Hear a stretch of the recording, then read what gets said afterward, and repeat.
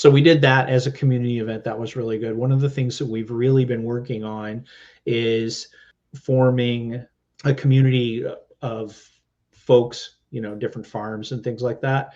So we have a once a month, we call them no one's an expert, but we're still going to get stuff done. So we were in a larger group in Kansas City, and it had a Telegram group and all this other stuff. But we could never get anybody to do anything because they were all, well, we need to get an expert to come and show us how to do this. And then we figured out, well, we're not experts, but we're still going to just have a workshop and we're going to figure it out. Like, one guy had done it once, like we were processing chickens, because when you have chickens and they're straight run, you end up with 50 to 60% roosters. Mm-hmm. So, we got together and we processed 16 roosters one Saturday. And then it's something that you don't feel comfortable with unless you do it often, right? Yep. And so we just got together, said, hey, one of us has done this before and the rest of us haven't. So we're not an expert, but we're still going to get stuff done. And then we taught each other and processed the chickens and did that. And then we started setting up workshops every month on a specific Saturday, like the second Saturday. And then one of us would volunteer for a topic or couple topics. Inside of the city, the people are crazy, out of their minds, they ain't got a clue. We gone away, headed west for Montana, left family and friends, all I got now is you. We both got new jobs, a house and a homestead, thinking this was the life, all that there'd be. After our firstborn, you had to stay home. That's when the work got in the way for me. Well, I started farm hop life. We'll come to your farm to help and to wander.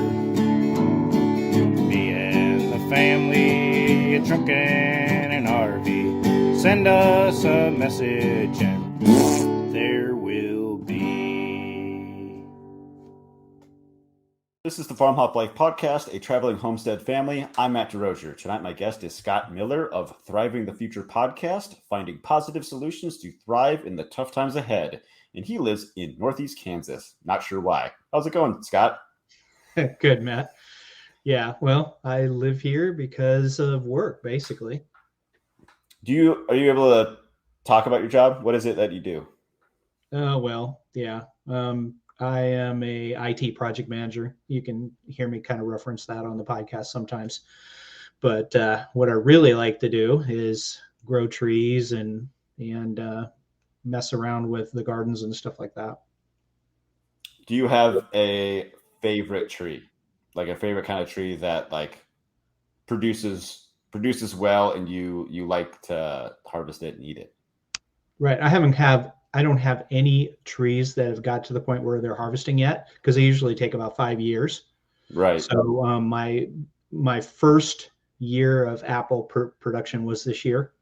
And then I have my very, very first chestnut was this year. It was only one nut.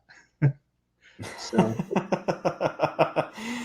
we're just gonna leave that there. yeah. So one of the things that I'm working on is I go down to the local elementary school, and one of my friends planted chestnuts there many years ago, and then nobody's collecting them. So I just go and get them and then grow them out from seed in tree pots. And that's my latest project, is to grow them up and then either plant them around my property or sell the chestnuts so other people can sprout them, or I grow them out and then sell the trees. Nice. What zone are you in? 6A. Okay. I think we're in 5B, so I was curious like what the hardiness of those chestnuts are. Yeah, I think they still work in 5A. Nice. So I was on your podcast a couple of weeks ago, and then you filled out the form I can't remember the exact order of things, but then you filled out the form on the website and like, all right, cool, let's get this guy on. How did you get started into homesteading? Yeah, so I used to live in town. My wife boarded her horse. She had a horse, and we lived in a townhouse. I worked in downtown Kansas City. One day, we're sitting around the lunch table. Across the street is the park where all of the protests happened. This was before 2016. This was back in 2014, and it was already bad. So the company we work for said, this is probably going to be a safety issue for our employees when we get off work today. So we're letting you go early. And we're sitting around the lunch table. My friend Dave, who was on the podcast a couple of weeks ago when we were talking about deer hunting, he said, what would you do if you couldn't get out of here? What would you do if you couldn't get out of downtown Kansas City? And then we started talking about bug out bags and things like that. That led to one thing led to another. I discovered Jack Spirko and then homesteading, and decided that, I need to grow my own food. My wife was saying, I'm getting tired of boarding a horse. Let's get some land. So we bought 10 acres in Northeast Kansas here. We have horses. We have 2 horses, a donkey. We have about 20 chickens. And then little by little, I've grown the gardens and the orchards larger and larger. It's been a challenge because it's all compacted clay. It doesn't have very much organic matter in it. And the garden area was completely dependent on chemicals and overly chemicalized or whatever. And it took several years to detox that and then get it to the point where this works, this doesn't work, right? And so yeah, that's what I've been working with. I'm not familiar with my local Kansas City riots and uprisings. What was the event in 2014? Well, it was all kinds of events, but the one that was going on there was the Ferguson riots were going on over in St. Louis. Okay. And they have, around here, it's like everybody has solidarity events, right? So, and then it got worse in 2016 with the election and Trump and all that other stuff. There's a famous photo online of a lady screaming in a police horse's, so a policeman's on a police horse. She's screaming in his face, and then she ended up punching the horse. Nice. That'll get you far. Yeah. So anyway, but the horse literally didn't do anything. Mm-hmm. I punched the horse. Yeah, that's the kind of craziness. So, Did the horse press charges? She got charged, so. Yeah, but did the horse get... He didn't stomp her. So, but yeah. So, that's the kind of stuff that and that's been disrupted several times. There was Antifa down there in 2016, and some counter protesters showed up. They all had, the Antifa guys had AK-47s. The counter protesters had ARs. And then the cops showed up and said, you can't have loaded guns. It's against the ordinance. You need to unload your guns right now. And apparently the Antifa guys couldn't figure out how to clear their guns and almost fired a couple rounds. So had to have the counter protesters help them out. So, stuff. They had the counter protesters help them unload their weapons. That's hilarious. Yeah, and that was actually in the newspaper, just that story, just like that. So that's yeah, pretty good. So and it's impossible to get out of downtown Kansas City in the afternoon anyway after work. So it's take an extra half hour to get out of downtown just because of traffic. Dang. So yeah, you just work remotely. Yeah, so since COVID, I got a different job with a company from the East Coast that I can work remotely 100% of the time. So I go out at lunchtime. Nice. and water the garden. So, what motivates you to grow your own food? So, okay, so you got out of this city. Mm-hmm. You got tired. Your wife got tired of boarding a horse, and so you're on 10 acres, which is pretty sweet. That's a lot. You could do a lot with 10 acres. And right. A lot of it's pasture, some of it's woods, and timber and things like that. So you got a So, good varied like terrain of sure. um, Mhm. good mix. Sounds like. Yeah. So what really impacts me and inspires me to grow my own food is when you grow your own food, it tastes totally different than it does in the store, right? One of Yes. the things, my favorite thing to grow is black seeded Simpson lettuce, and this is the cut and come again lettuce, so it Mm. doesn't form a head, and you cut it, and then you come back in a couple of weeks, and then you've got a whole nother gallon of lettuce that you can cut and put in a bag, right? It's very, very delicate lettuce. It's just great, especially when you put like a light vinaigrette on it or something like that. And yeah, that's my favorite thing to grow. It doesn't grow too well in the summertime, and then I grow tomatoes and things like that. And then I grow a lot of apples and try apple grafting and things, and I experiment with. I've been trying to get better at grafting apples. So when we talked briefly about you planting apples and like grafting apples and stuff. So are you just planting new apples and like seeing what comes up and like what tastes good, or are you like taking an existing apple tree and grafting like branches from that onto new growth trees? Yeah, so usually what we do is we get a rootstock. So when you get a regular apple tree, it's almost always a grafted tree, right? So it's grafted onto rootstock. Usually it's a dwarf stock or something, so it doesn't get really big. So I get the rootstock separate, and I get the whatever variety of apples I have. My favorite right now is red cinnamon, and it actually has cinnamon, like red, cinnamon candy overtones, right? And Really? yeah, it's really, really good. So I get that from 39th Parallel Nursery, which is down the street from me.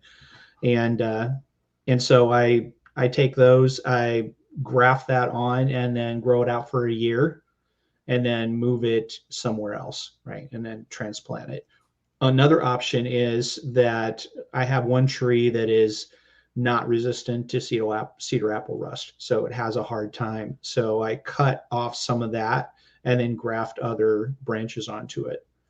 And then so you can technically have like 5 different apple trees types on one tree if you graft it onto an existing tree. I think I have seen, to take it to the extreme, right? Mm-hmm. Um, there was like some tree that had like 40 different kinds of fruit on it or something like Sure. that. Mm-hmm. That is that's insane. That Yeah, that like, one tree could do all that. I mean, obviously not like on its own. It would need a lot of monitoring and care sure.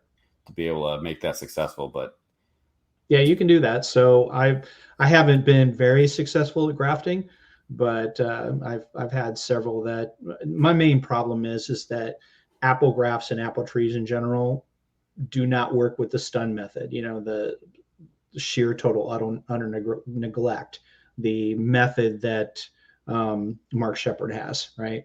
They need to be irrigated like crazy. They need to be fertilized like crazy. I usually put them sort of on the back 40 or something, and then I don't have water back there. So it's, a lot of them have failed. You have to water them a lot, and I don't always water them a lot. So, right, last year, what I did was I hand dug swales and mounds. I went and used an A-frame, figured out where the contours were in a corner of my pasture, fenced it off, hand dug the swales with a broad fork, took the dirt, put it over into a mound, and then planted the apples into that. That seems to be doing very well because then it's not so much dependent on me going out there and watering it. right. The land has natural storage of water where Sure. it's needed. Yeah, Yeah, those no, have that done makes really sense. well, both last year and this year. So I've got some cider apples over there, and then I've got several of the red cinnamon and things like that, as well as chestnuts in that orchard. Nice. That's pretty sweet. Yeah. Wait, so why does it what motivates you about it? You just like it? You just like grafting apples and eating red cinnamon apples and Yeah. other fruits? Well, sure. So number one, it's resilience. Number two, I I like the challenge of trying to figure out whether I can do it and then getting it to work. And then, I want to have an apple tree there so I can buy the tree from 39th parallel, or I started just messing around and grafting it myself.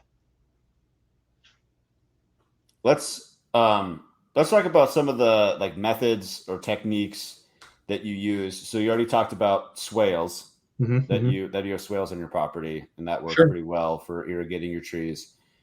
Um, do you have, so you said you had like 20 chickens. Do you have like a chicken tractor or a chicken run, or what kind of, how do you manage your chickens? No, I let the chickens run all over the place. So we let them out in the morning and they come back in the afternoon, and they pretty much stay on our land and then stay in the certain area of the land. They're not fenced in. Some of them are, but some of the younger ones are fenced in, but most of them are not.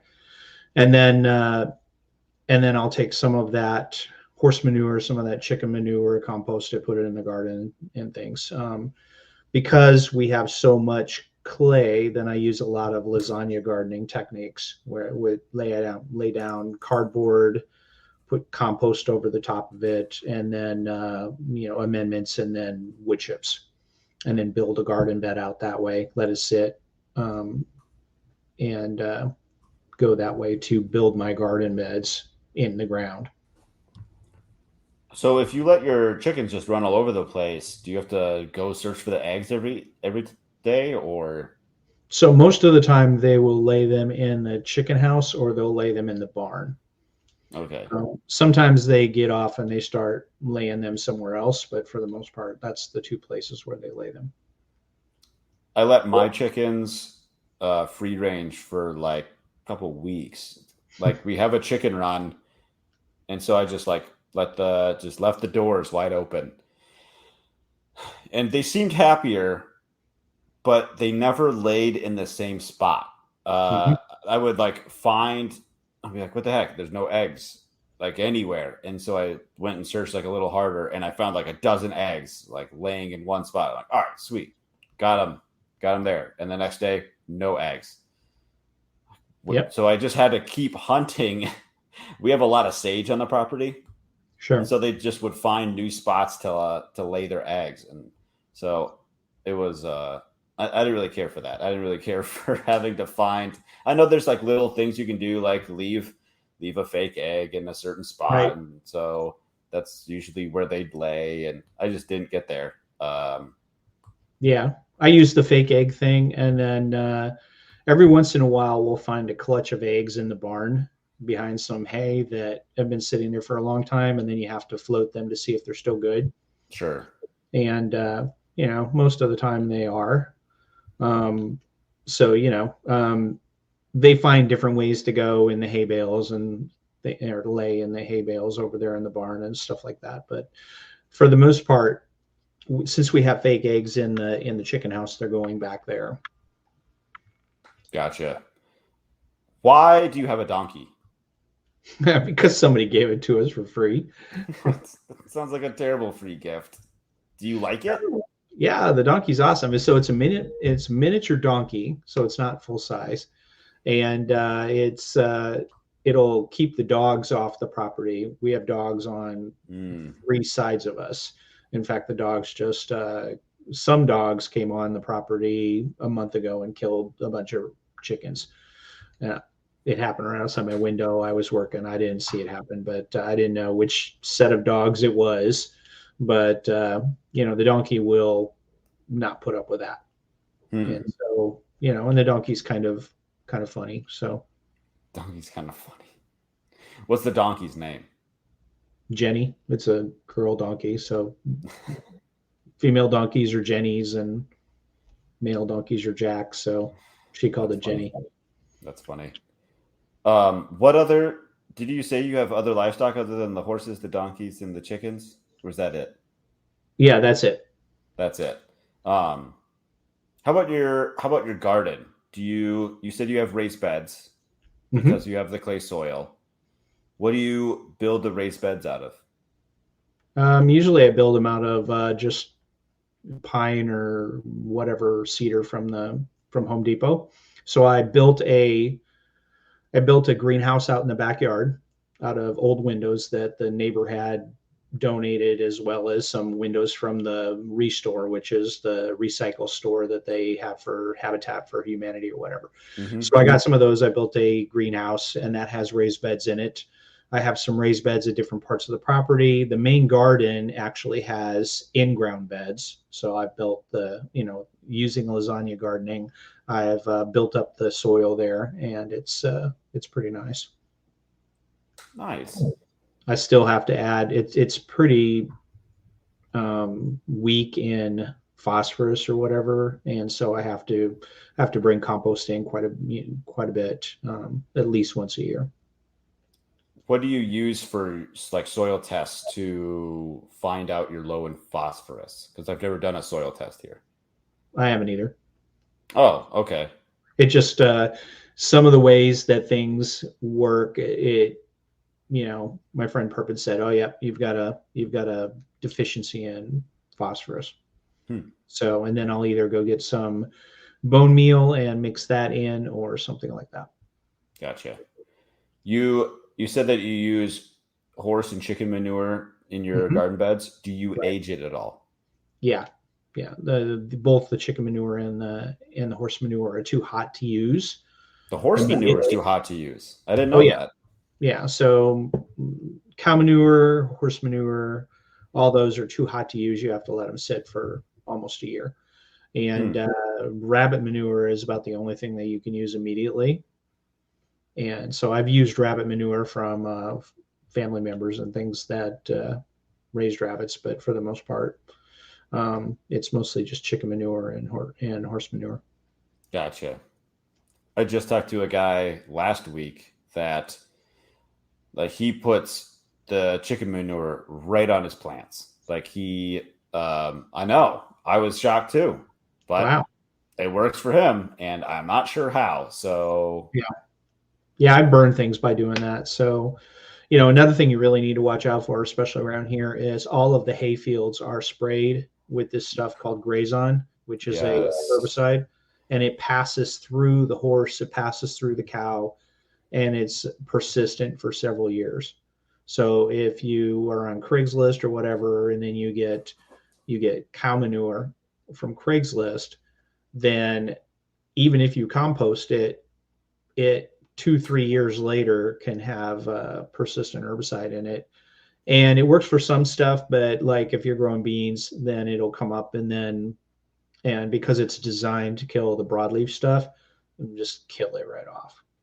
So I heard like story after story about that this year alone. That mhm, hey, I got my compost from this company that they said right. that was for sure did use pesticides, herbicides, fungicides, whatever, and it like we had a total crop failure.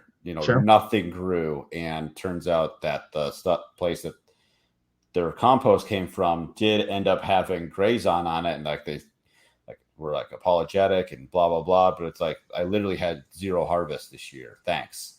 Yep. So I'll Yeah. I've take your had the same sorry and thing shove happen. it.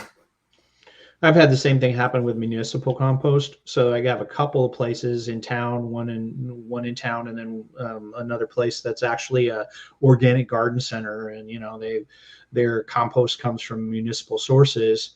There's still too much, you know, Roundup or whatever in it, and then because people are spraying Roundup on the dandelions, you Yeah. know, and then uh, and then it ends up in there. Um, and then I've had beans just up and die. They'll come up, they'll get about an inch tall, and then as soon as they start developing that second set of leaves, then they'll die. Wow. So yeah, it's That's it's a frustrating. really it's a really big problem, and it's hard to find hay that isn't treated with the Grazon or some variant. So, so if I want to use my own horse's manure, then I have to Right. before I get the hay. So basically, if you're driving down the road and you see a hay field and it doesn't have weeds in it, it is sprayed. That's just the way it is. And then to make matters worse, north of us is a hay field and they spray that. I've got a buffer zone with trees, but sometimes if the wind's blowing right, it'll blow that over onto my land. Um, if they're spraying on a certain day. Right. They'll say like, oh, if it's a high windy day, we won't spray. Like, no, no, yes, you will. You will totally spray because you just want to get the job done and go to the next Right. one. Don't Sure. don't lie. And a nice windy day, they may say, okay, I don't want it blowing this way, but I don't have a problem with it blowing on your place,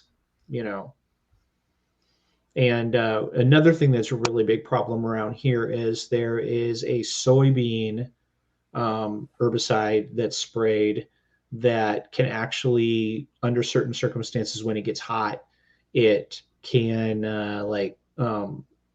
bubble up or turns into a cloud that comes off the field and then can drift onto your field.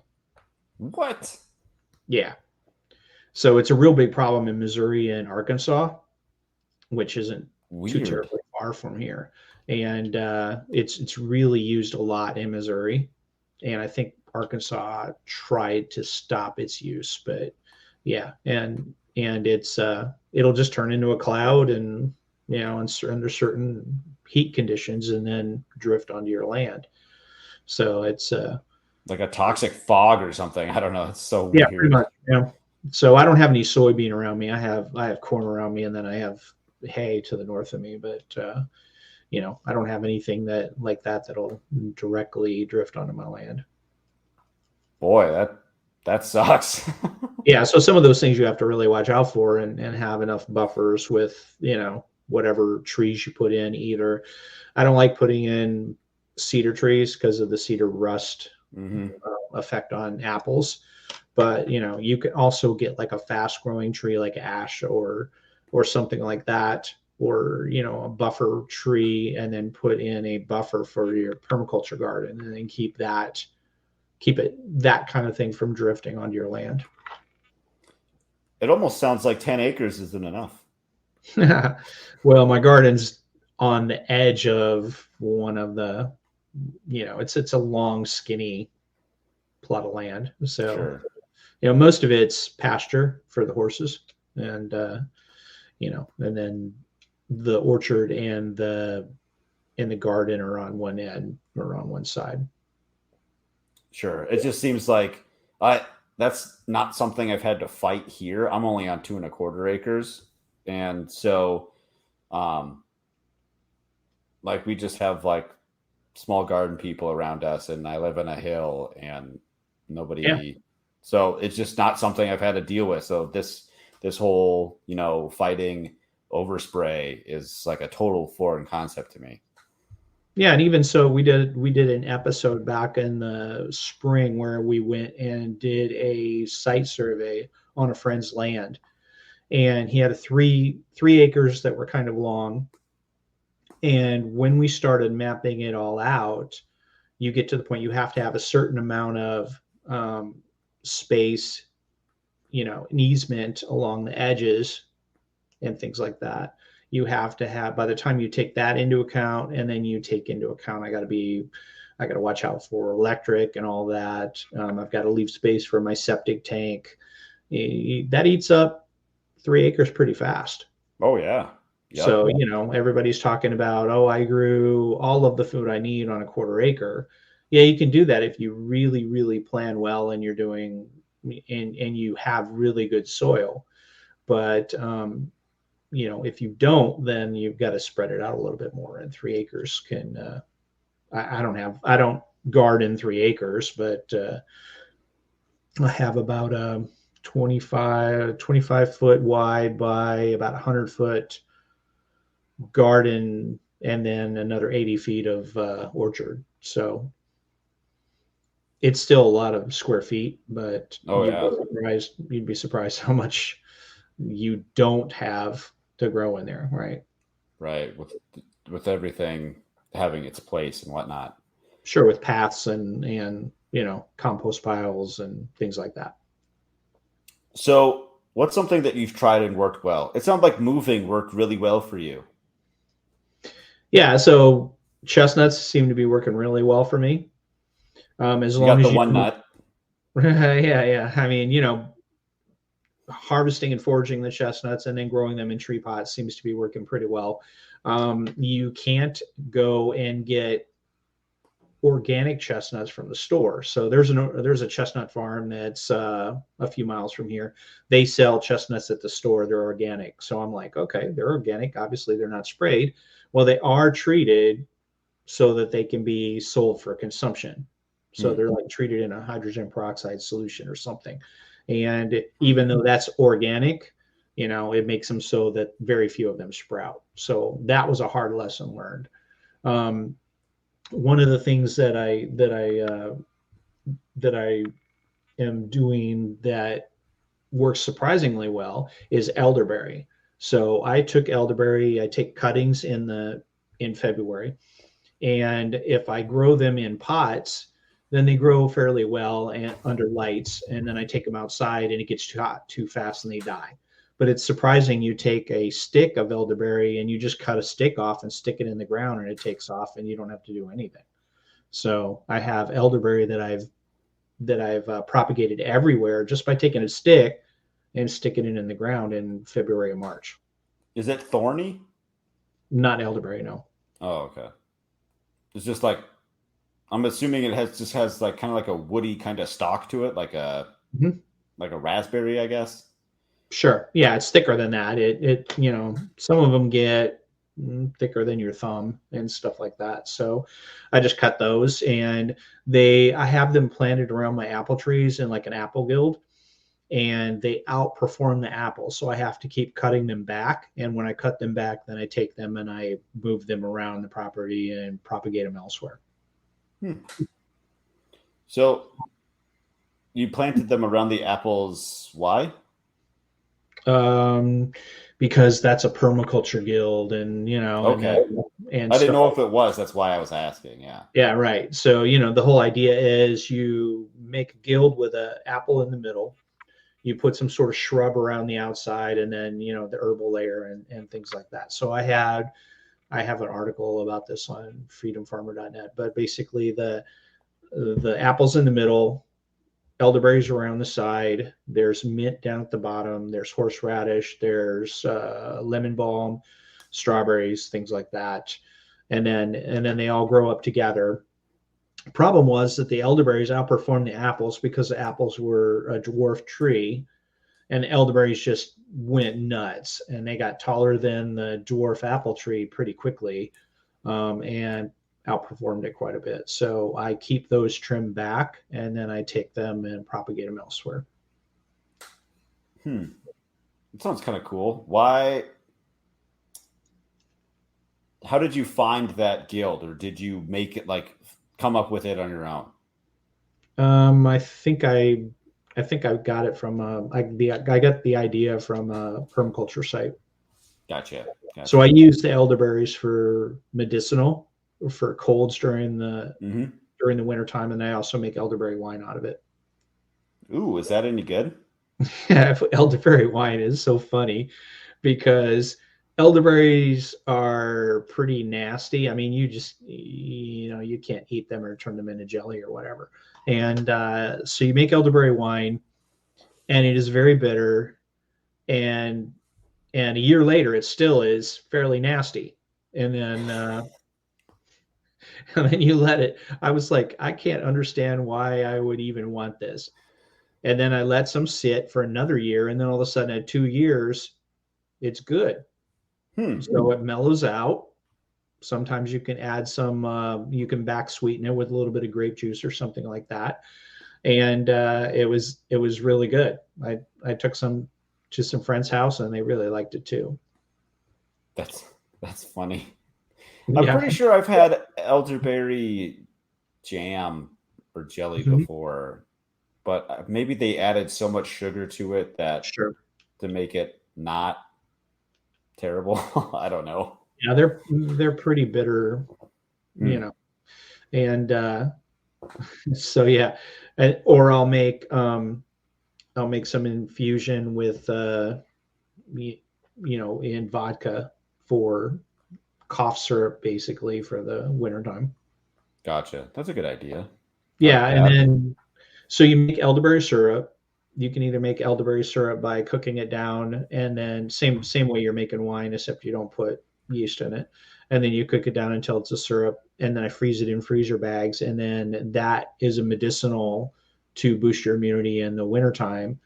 And then, or I'll put the elderberries into vodka and let them sit for a month, drain them out, and then use the vodka as basically like cough medicine or something like that if I get a cold. So a Turns couple of out you're getting a cold all winter. Just keep drinking it. yeah, yeah, I feel a exactly. cold coming on. Better drink it. Yeah, exactly. What have you tried that failed or didn't work well? So the stun method, definitely. I was like, why are apple trees not working? Well, I don't have water in the back 40, Mm-hmm. and that's where I originally planted apple trees, and they were just failing left and right.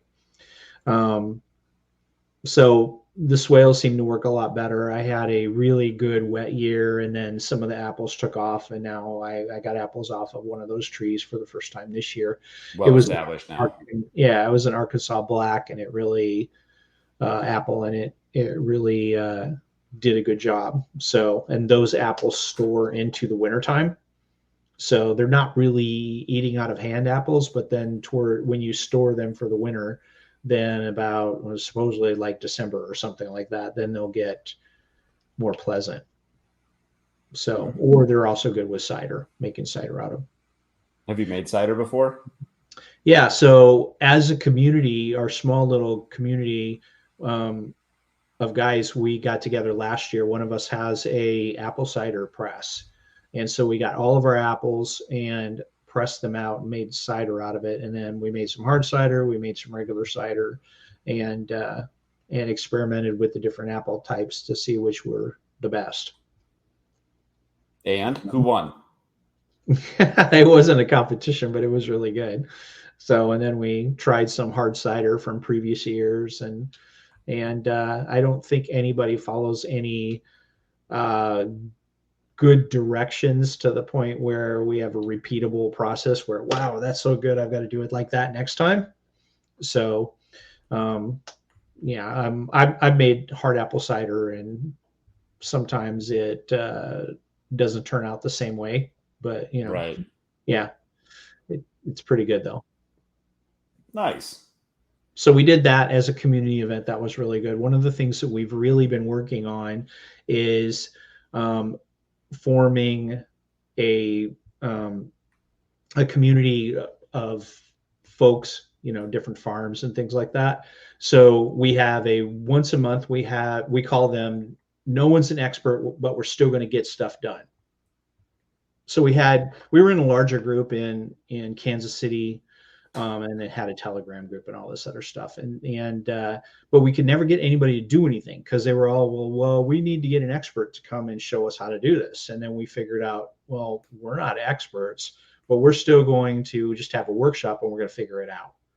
Like, one guy had done it once, like we were processing chickens, because when you have chickens and they're a straight run, you end up with 50 to 60% roosters. Mm-hmm. So, we got together and we processed 16 roosters one Saturday. And then it's something that you don't feel comfortable with unless you do it often, right? Yep. And so we just got together, said, hey, one of us has done this before and the rest of us haven't. So we're not an expert, but we're still going to get stuff done. And then we taught each other and processed the chickens and did that. And then we started setting up workshops every month on a specific Saturday, like the second Saturday. And then one of us would volunteer for a topic or a couple topics. We made vinegar from scratch, which is, I didn't like vinegar at all, hated vinegar, but I like making vinegar from scratch. I like vinegar from scratch, either from apple cider vinegar, or I make asparagus vinegar, which is really good. Never heard of that. Yeah, so basically you take asparagus, you put it in the NutriBullet, grind it up, drain it out or strain it out, and then take the juice and then add honey to it, sugar to it, whatever, and yeast. Turn it in, just like you're fermenting it if you were going to make wine or something. And then add a little bit of a mother from a active vinegar, and it's really light vinegar. I made some yellow beet vinegar that was really good, and things like that. So we did that as an example, and this is how we did it. We did it together. We've done apple grafts together, where I got to show the guys how I do grafts, and we went through and all did them together. One of us had some crypto skills, and we got together and learned some crypto skills. So we've been doing that about once a month. I'm going to come back to that in just a second. Sure. What are you using the vinegar for? Are you just drinking it? Or are you mixing it with something? Are you like, what are you doing with this asparagus and beet vinegar? So you can take it and then put it on your salad, and it's actually very, very light vinegar. So, and it's kind of got a little bit of sweetness to it. So it's not nasty. Most vinegar that you buy at the store is made from it's not made from organic sources, right? Most of the white vinegar you buy at the store is made out of wood, cellulose for the most part. And most of the apple cider vinegar is just too strong. I don't like it. But if you make apple scrap vinegar or something like that, you can make vinegar out of your scraps.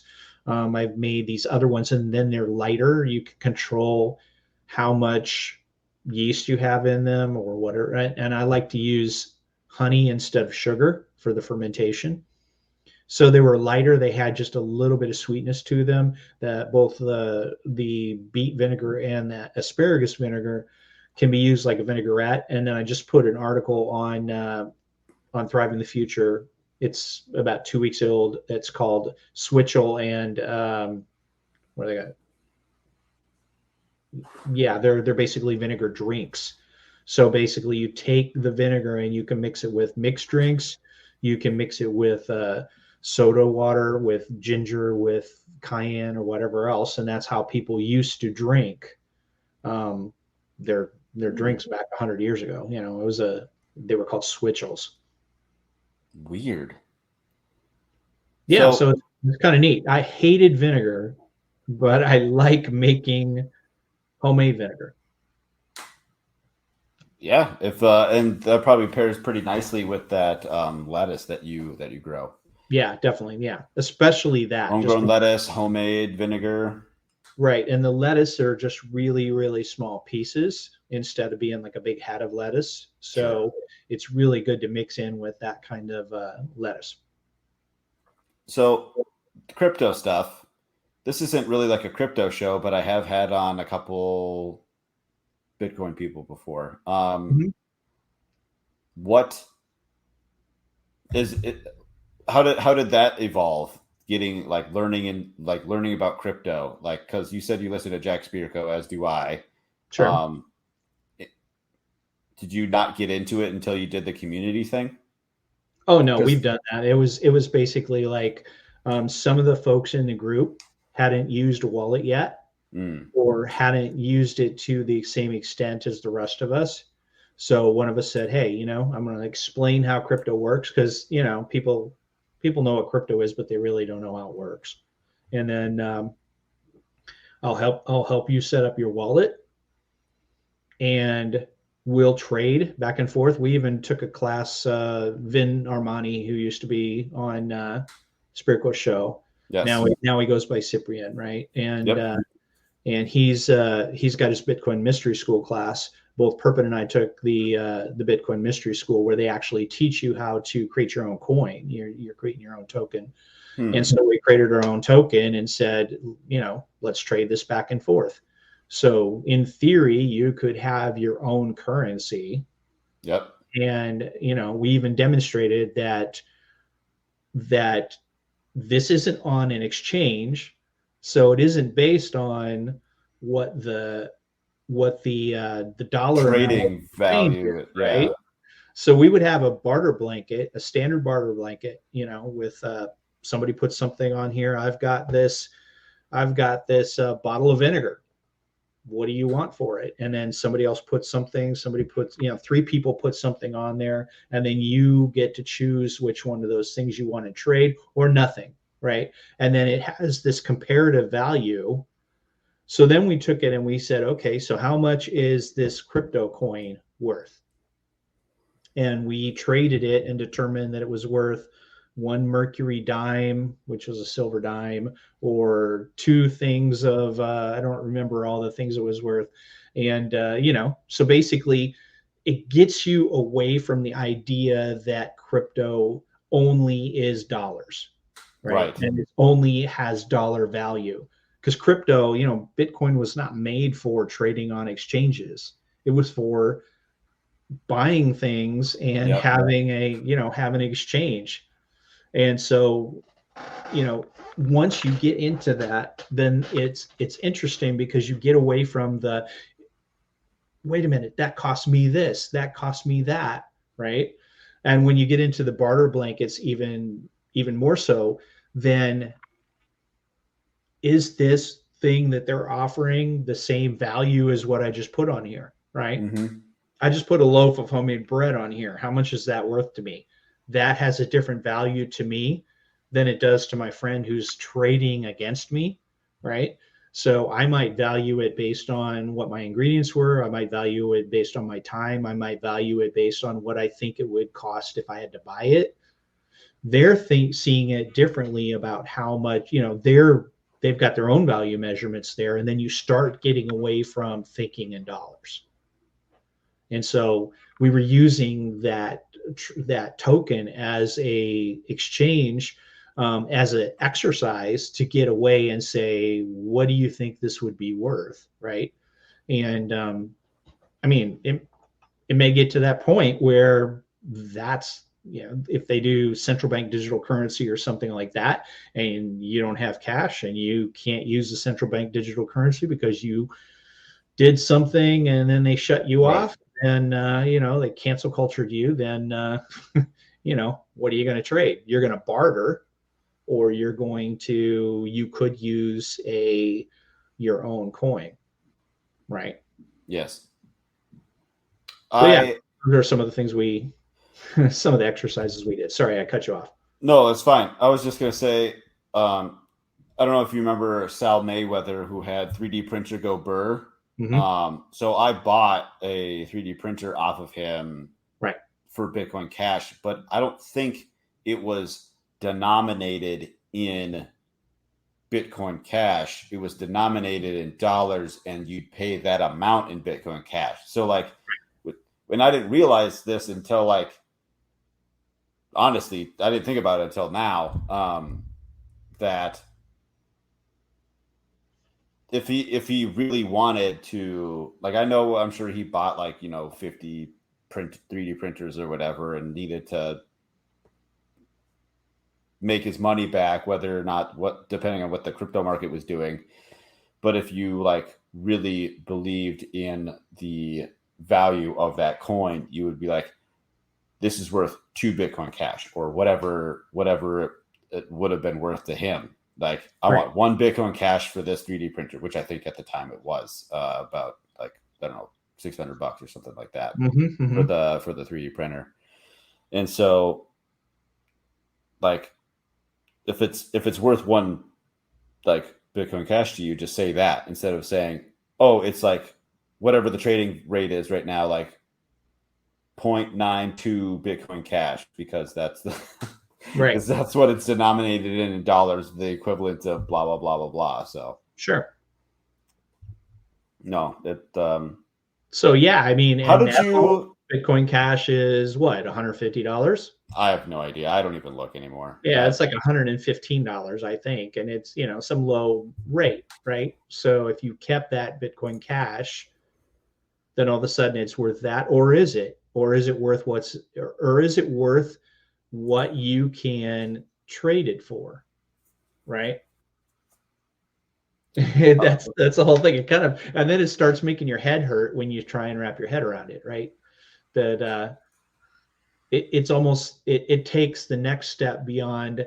I didn't lose money if I don't actually sell this, so you know, it's not worth that. It's not worth $115 if I don't trade it on an exchange and trade it back into dollars, or I'm working with somebody who thinks in that logic, right? Right. It should be worth what you and I say it's worth, but you know, people can't get off of that. Yeah, it is a hard metric to break out of. One last question before we move on. How did you like the Bitcoin Mystery School? Like, I've seen Cyprian advertise it, push it every now and then on Twitter. Right. And I was always curious about it. I don't remember what it cost, something like $100 or something like that. Yeah, I think it costs about $200. Oh, okay, gotcha. Well, no, it costs X number of Bitcoin, right? And what Bitcoin Cash. So the Bitcoin Mystery School gives you background on how Bitcoin works. One of the also things that is really cool that he doesn't talk about very much is you can also use the app, whatever the wallet is. It also has the capability to take something and encrypt it just like a message. So you could almost use it like, to send, it's almost like PGP or whatever those old things were, where I've got the key, you've got the key, now you can decrypt my stuff message wise, right? You can use the app for that. And then it gives you the background. The first day is background on Bitcoin and how it works. You actually get in and you're watching it on the exchange while you're creating a coin or a token or whatever it is. And then the second day, he teaches you how to make a token based on Bitcoin. And then you start realizing, and this is the funny thing, he basically says that you can, everybody says that Bitcoin is scarce, right? It's decreasing and everything else, but they keep spinning up other things based on Bitcoin, right? When they created Bitcoin Cash, technically they recreated all of Bitcoin. So, and USDT, those guys are constantly creating new coins all the time. Right. So they're creating new coins out of thin air. And that was that was one of the mind-blowing lessons, is that, for the most part, it's only worth what you think it's worth. Sure. And then he shows you how to do all those things. And then it sets the stage also for, if you want to be a developer, it's a entry where you can take some other classes with wallets. You could take some other classes, and then you can even, be a Bitcoin developer if you want. Like, he's got several software projects going on. That's cool. Yeah. That's pretty cool. Yeah. Is it live or recorded? It's live and recorded. Oh, gotcha. Okay. So yeah, it is kind of, he does it in 3 days over a weekend. So it's Friday, Saturday, and Sunday nights. And one of them was like in Sunday afternoon or something like that. So, I mean, you have to. Sounds cram-packed in 3 days. Yeah, it's not bad. I think it's 2-hour sessions each time. Oh, okay. That isn't bad. Yeah, it's not bad. So, and it's not a lot of homework or anything like that. And, it was pretty straightforward. And yeah, it was pretty cool. That was a pretty cool divergent. I didn't know you were like that into crypto. So, like, I'm getting all these little like facets about you. This is awesome. Yeah, I'm a complicated guy. You look so complicated just looking at you. Extremely. No. What's been your biggest challenge in homesteading? My biggest challenge in homesteading is mindset, right? And not is not getting freaked out by failure. So it's always something, right? So what worked last year doesn't work this year. Yep. I saved seed from my tomatoes. Should have worked. Didn't work. So I'm not sure why. None of them. No. I mean, they sprouted, they grew, they never, some of it had to do with the environment this year, right? So we got very little rain. It was weirdly hot and then weirdly chilly and then weirdly hot again. And for some reason, they never ripened. They just stayed green. And I had a mix of Amish paste tomatoes and pineapple, both of which I really like, but they're too different. And for some reason, they didn't make a very good cross. So I'm going to have to try something else. Amish paste seemed to work really well by itself. Didn't work too well when it was cross-pollinated. Gotcha. So, but I mean, that might have just been because of, so seeds have, one of the things we talk about is seeds have a memory. And if I buy seeds from on the other side of the country, they're used to that locale, right? So I bought some seeds from Jason Lofthouse, and he's really big about making his own land races. So he whatever works in his garden, he'll keep it going, and then he'll cross-pollinate it and keep refining it and things like that. So I thought that was great. What works in Utah doesn't work in Kansas. Stuff like that. That was a big failure this year. And then the deer figured out a way to get over the fence. So they figured out a way to get over the fence, and they ate down on my corn, they ate down my beans, they ate down, pretty much everything except the tomatoes.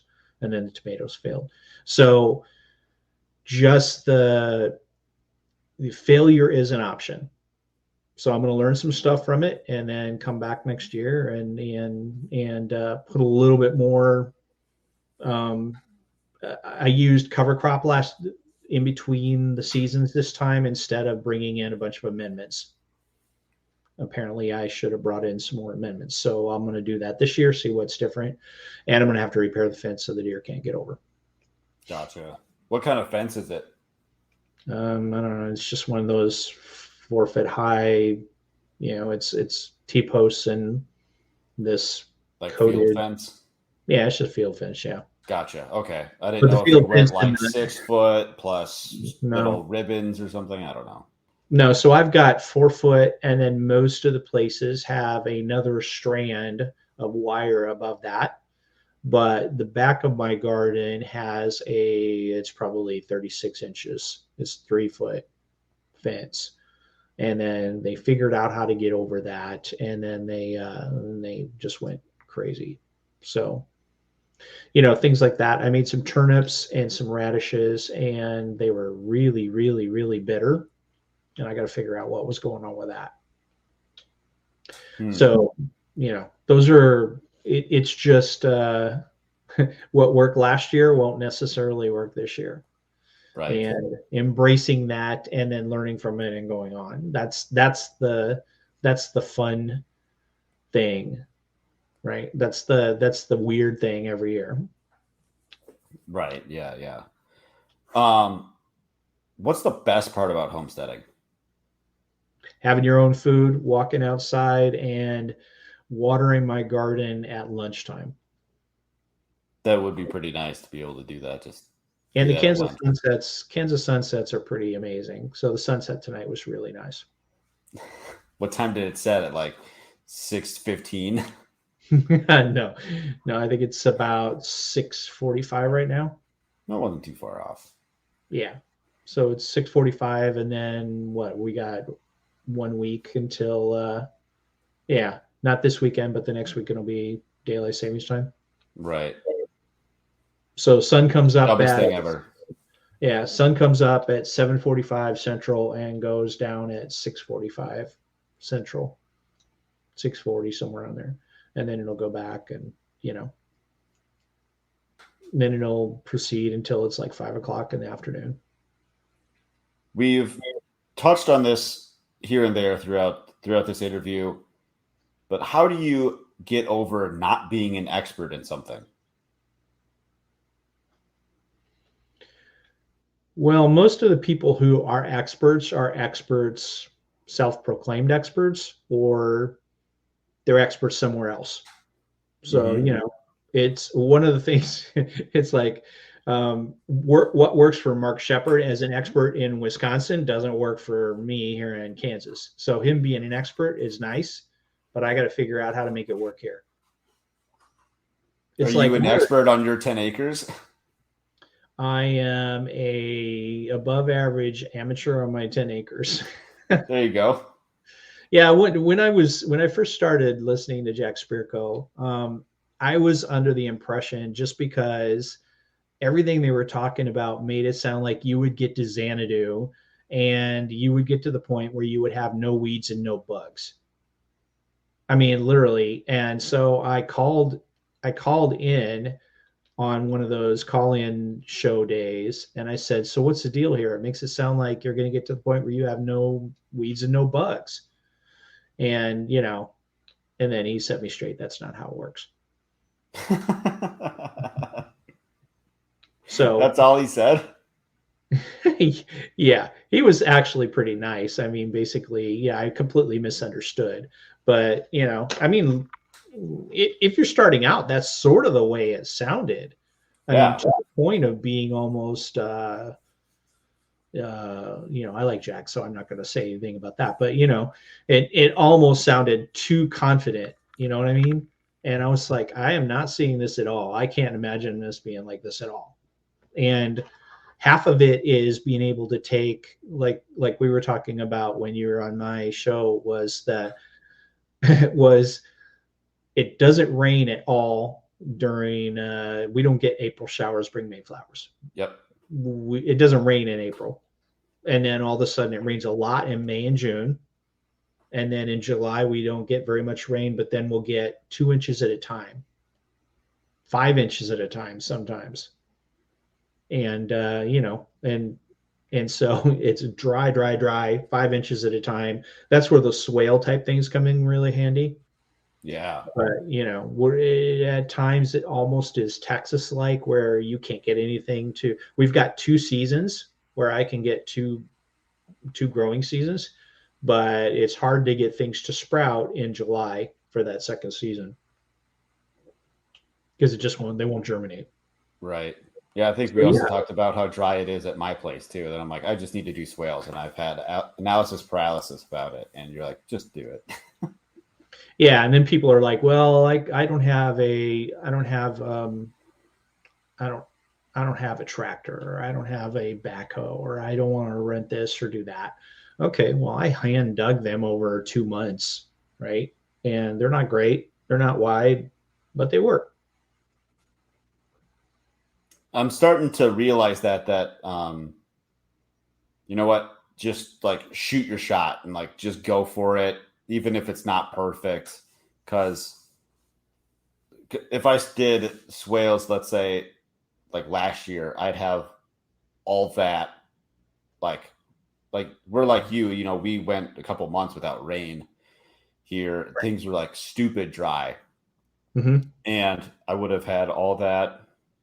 I don't know how long it would have lasted, but I would have had a lot more moisture in the ground that I do now. So sure,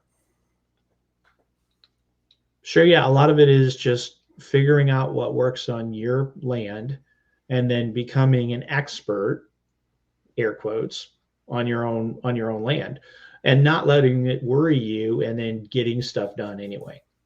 Right. It's just like we were talking about workshops.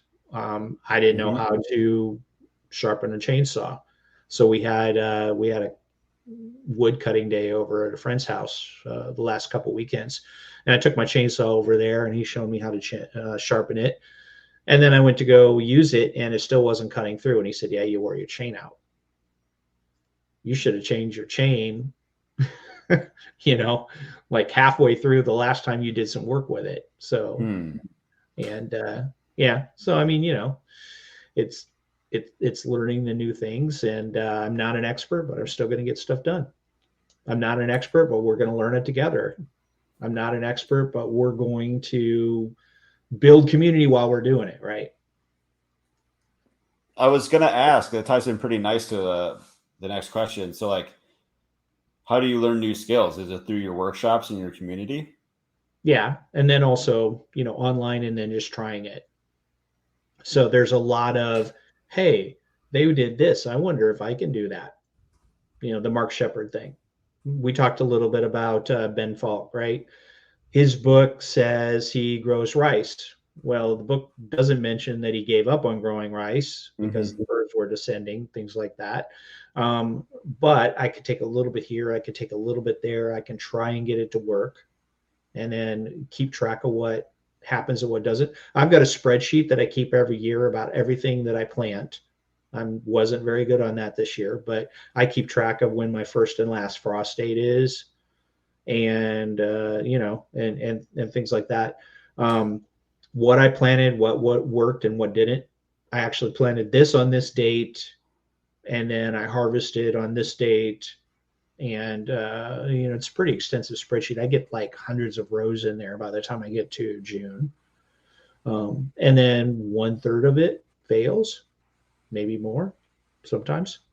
I think pretty much every tree I grafted this year failed except for a handful. So it was just a weird year.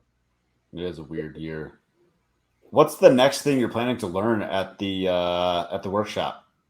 Like, do you guys like have a schedule or something? Like, hey, this month we're doing this, and next month we're doing that. Yeah, we don't have that planned out for the next couple months, mainly because we start getting into the holidays, right? So yeah, I'm not sure what we have scheduled next, but one of us will step up and do it. We went and looked at our friend's worm farm. We went and looked at how he was screening out compost and things like that. He's kind of a compost junkie. And he takes it so far as he's like screening it out and then separating it into different consistencies or something like that. So we went and looked at that. That was kind of interesting. And then how do you homestead in the city? How's that different than what I'm doing? We take garden tours at each other's places. Right now, we don't usually do a lot in between now and February, and then we start doing the inside things like the crypto.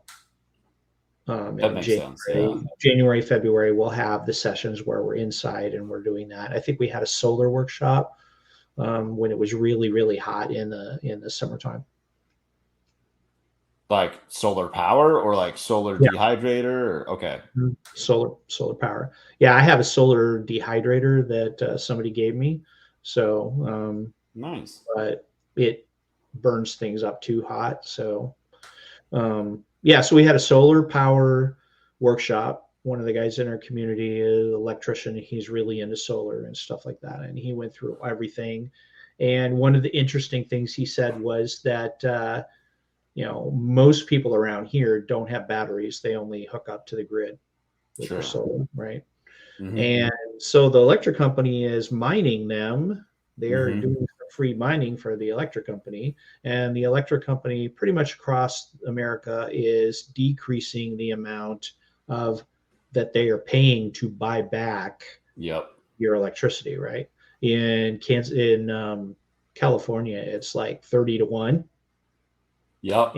And here it's like 3-1, and they're significantly reducing it starting at the end of this year, next month or something like that.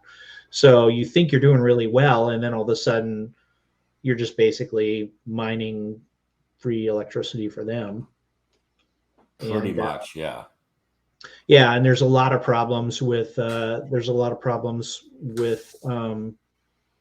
you have to get the code if you're going to hook up into the grid, if you're going to hook up to the electric at your house, and then you'll get one guy from the county that comes out and he's pro this vendor. And then when you go to get it inspected, the other guy from the county comes out and he sees it totally different than that dude.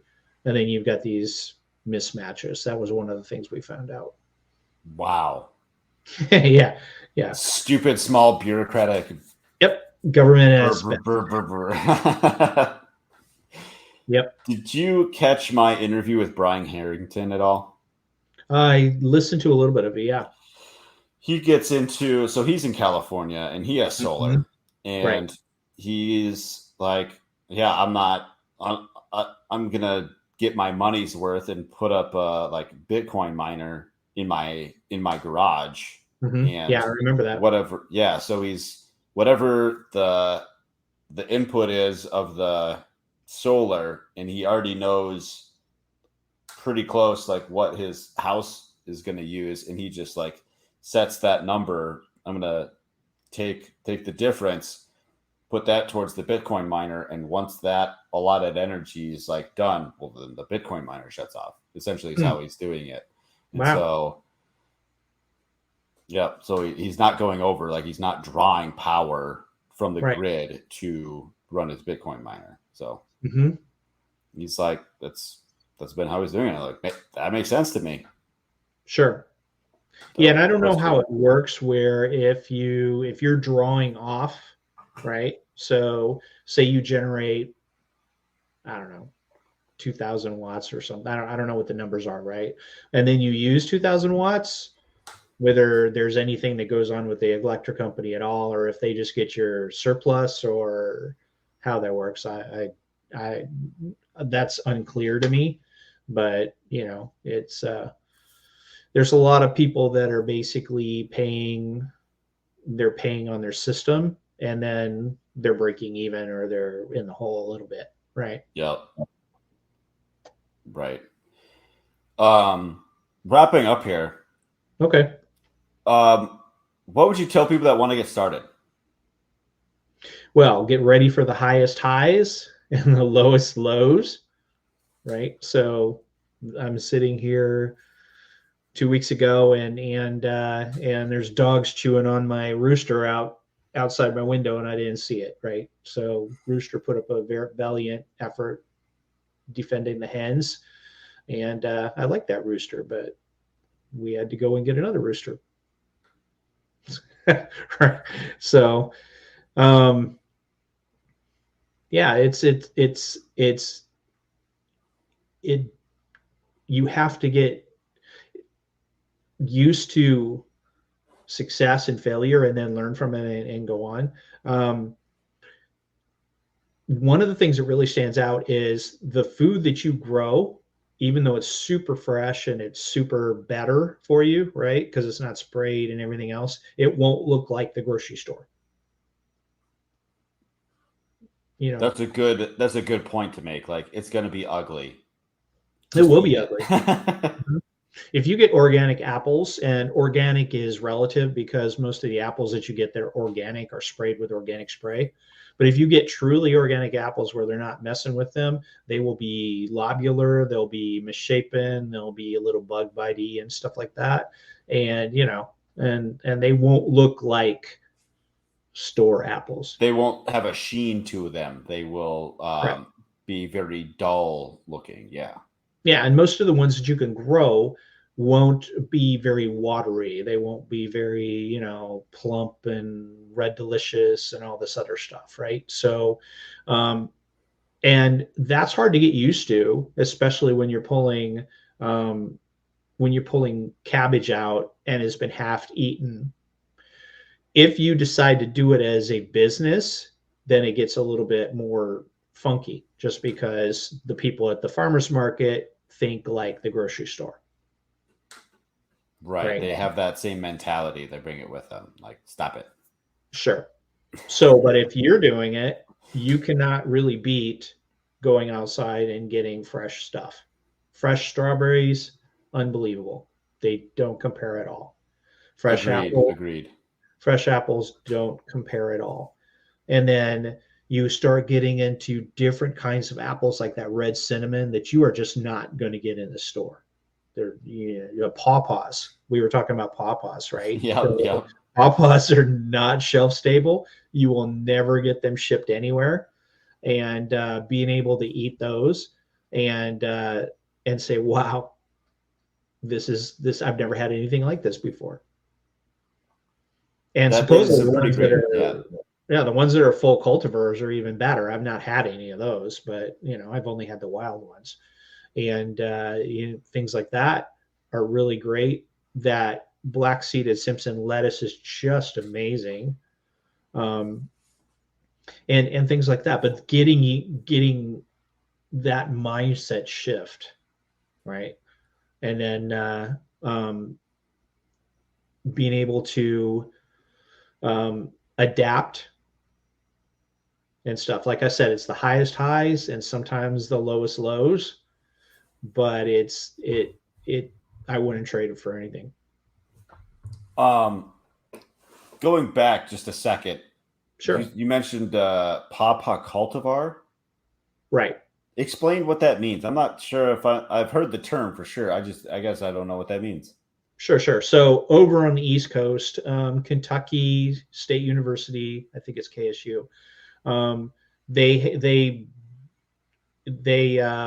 graft cultivars, right? So they take the best ones, and then there's some out in the East Coast where folks have actually um, kept crossbreeding them and things like that until they got the ones that are a certain size. They have hardly any seeds. They don't have a wild, weird aftertaste to them. They're more banana or custard or whatever, So they've vanilla. been genetically selected for the best production and flavor. Right. And then they're That's what a grafting. cultivar is. Yeah. And then they're grafting them. And one of the things that I failed miserably on is when you look at them online, they're growing those out in fields, but papas don't grow out in fields around here. They grow down by the creek. So I planted mine out in the field and they died. And so if I So you're plant planting them in them, a swale. yeah, exactly. But even then, they've got to they're an understory at the creek tree. So even if I plant them in a swale, unless they have something over them, they just burn up. So, but if I put them over under some overstory in a wet part of the homestead, then they seem to do okay. They're still not really fast. I mean, I have some I planted 5 years ago and they're pretty wimpy, but that's another example where I can't try and do what someone else is doing, because that's just not how pawpaws grow around here. Sure. So, but if I make it like they grow down by the creek, then Mimic nature. Yeah, then they seem to do better. Gotcha. Well, awesome. I learned a lot today. We talked about a lot of different things. Yeah, dude, it was awesome. It was so cool to be able to just get that broad spectrum of everything. So check out Scott Miller on the Thriving the Future podcast. How did you come up with that name, by the way? Thriving the Future. Sure. So, and this is an interesting story. So a year ago, we got through COVID, and it got to the point where everybody was either complaining about COVID, complaining about the government, or whatever else. And then there's no evergreen content, right? You listen to stuff from 2020 and early 2021. Somebody's making predictions. Their predictions are either crazy or they're not crazy enough, right? Or they're constantly just complaining. All of the Telegram groups were just full of conspiracy theories contradicting each other, or people complaining and memeing and all this other stuff. It was just like, why aren't you guys doing anything, right? And they've actually shown that people are getting their dopamine hit by doing those things. They think they're doing something. They think they're making a difference. They think they're influencing. They're not doing anything. So my friend Perpin and I were driving back and forth to different events like our workshops and things like that. They're about a half an hour away. We started having conversations about community. We had conversations about some of the things we were talking about tonight, right? And how come we don't hear about this on any podcasts? So then we started just recording ourselves talking every week, and and then we're 50 52 episodes in, right? Did it every week without stopping for a year. Nice. So he went That's off. hard. Yeah, he went off to pursue some intentional community, and he's going to go and become a monk. And so That's awesome.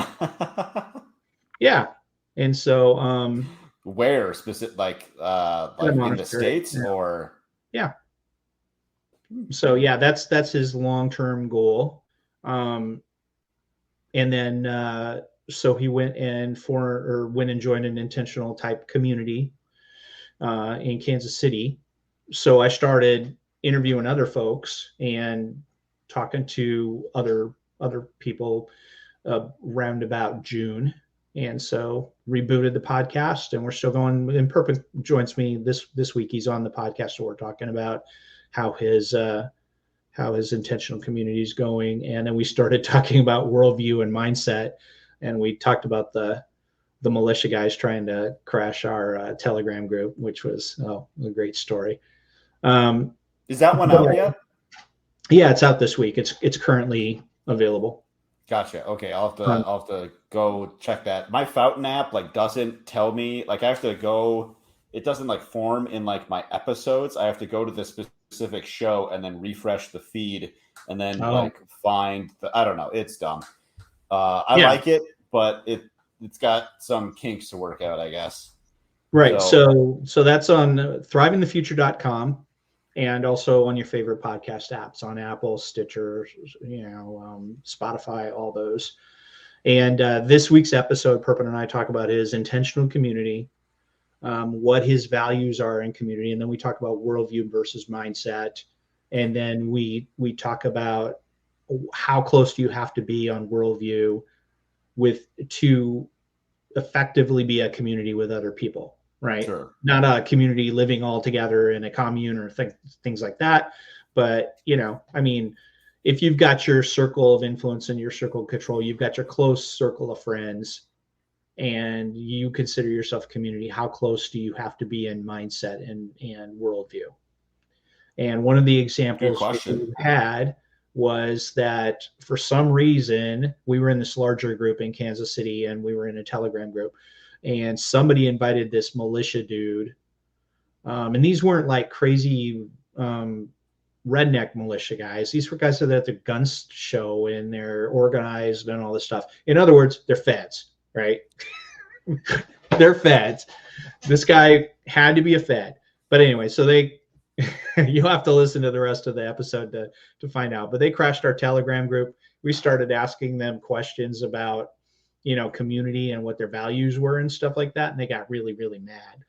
So it was hilarious. You have to listen to hear the rest of the story. It's pretty good. I'll have to, definitely. Are you able to go, what's his name? Perpend. Perpend. Yeah, like perpendicular. That's his name's David, but Perpend's his nickname. Okay. Are you able to go visit his community and see what he does and garden? And I'm assuming the monks have a garden and stuff. Yeah, so he hasn't gone to the monastery yet. That's a longer term. He's gone to the monastery. So how it works is, so it's Orthodox monastery, right? Orthodox Christian. You go to the monastery for a week, you go for 2 weeks, you increasingly go, and then eventually you become a monk. And he's at the beginning of that journey. He's gone twice. Gotcha. So, but he's living around a bunch of Orthodox Christians who are forming an intentional type community over in Kansas City. So yeah, he goes into more detail in there and stuff. But yeah, I go over there and visit him, and they've got a really big garden, and it's pretty impressive. They turned this city lot in the middle of the inner city into a just really amazing garden. That's cool. I wonder if they have pictures or videos or something like that of it somewhere. Yeah, it's George Washington Carver Garden or something like that. So gotcha. Okay. Yeah, I could find it, and I'll send you the link. That'd be great. Well, hey man, I appreciate you coming on my show and schooling me on a bunch of stuff. I learned a lot. It was fun. We'll thanks for having me. I appreciate it. Yeah, you're welcome. That was a fun and informative talk with Scott. See, this is why I do this. I can ask all my questions to everyday people, find out more about them, and learn a lot. I hope you all learned something too.